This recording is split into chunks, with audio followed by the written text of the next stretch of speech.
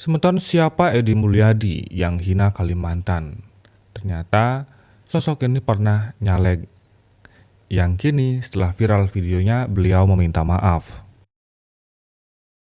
Nama Edi Mulyadi menjadi sorotan. Hal tersebut terjadi setelah Edi Mulyadi mengeluarkan sejumlah pernyataan kontroversial lewat sebuah video yang viral.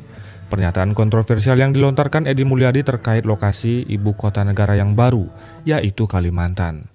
Edi Mulyadi menyebut lokasi ibu kota negara sebagai tempat jin membuang anak. Edi juga menarasikan IKN merupakan pasar kuntilanak dan genderuwo. Bisa memahami nggak, ini ada tempat elit punya sendiri yang harganya mahal, punya gedung sendirian lalu dijual pindah ke tempat jin buang anak, kata Edi. Sontak saja pernyataan Edi Mulyadi itu menuai kecaman dari sejumlah kalangan. Bahkan Edi Mulyadi dilaporkan pemuda lintas agama Kalimantan Timur ke Polresta Samarinda. Mengutip dari Tribun Kaltim, Edi Mulyadi merupakan seorang wartawan senior. Ia pernah terjun ke dunia politik dan bergabung dengan Partai Keadilan Sejahtera atau PKS. Dalam pemilu legislatif Pileg 2019, Edi Mulyadi mencalonkan diri sebagai anggota DPR RI. Ia maju dari daerah pemilihan Dapil Jakarta 3 meliputi Jakarta Barat, Jakarta Utara, dan Kepulauan Seribu. Namun Edi Mulyadi gagal ke Senayan karena hanya meraup 7.416 suara. Saat ini Edi Mulyadi tidak lagi berada di PKS, seperti dikatakan jubir PKS Ahmad Mabruri. Setelah prosesi pemilu usai, hingga kini Edi Mulyadi tidak aktif di struktur level manapun dan bukan pejabat struktur PKS. Namun ia membenarkan Edi Mulyadi pernah menjadi caleg PKS pada pemilu 2019. Yang bersangkutan pernah jadi caleg pada tahun 2019 lalu, tapi setelah itu tidak aktif di kepengurusan PKS, kata Mabruri saat dikonfirmasi tribunnews.com pada Senin tanggal 24 Januari 2022. Mabruri juga menegaskan pernyataan Edi tentang ibu kota negara IKN di Kalimantan tidak ada sangkut pautnya dengan PKS. Ia menyatakan seluruh sikap resmi PKS disampaikan juru bicara resmi DPP PKS dan anggota fraksi PKS DPR RI. Sikap resmi PKS bisa dilihat secara utuh di website dan media sosial resmi PKS, ucapnya. Sementara itu, Edi Mulyadi terpantau aktif di kanal YouTube. Melalui channel YouTube Bang Edi Channel, Edi Mulyadi kerap mengunggah video soal isu-isu yang ramai diperbincangkan.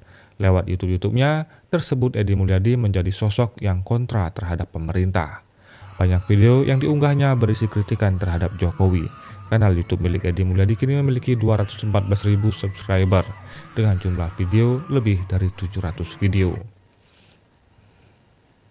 Setelah ucapannya soal Kalimantan memicu kecaman, Edi Mulyadi pun menyampaikan permintaan maaf. Menurutnya, tempat jin buang anak adalah istilah yang merujuk pada tempat yang jauh.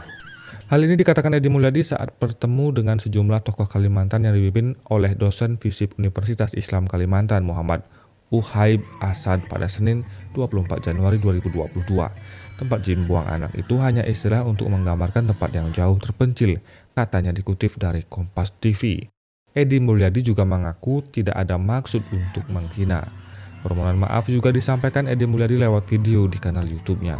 Dalam permintaan maafnya, Edi Mulyadi juga mengibaratkan Monas dan Bumi Serpong Damai yang dianggapnya sangat jauh dari tempat lainnya. Jangankan Kalimantan, dulu Monas itu disebut tempat jin buang anak, yang maksudnya untuk menggambarkan tempat yang jauh. Selain itu juga dapat dicontohkan seperti BSD, itu pada era 1980-1990-an termasuk tempat jin buang anak. Tapi bagaimanapun jika teman di Kalimantan merasa terganggu, saya minta maaf, kata Edi. Ia juga menegaskan pernyataannya tersebut bukanlah bermaksud menghina atau menyudutkan.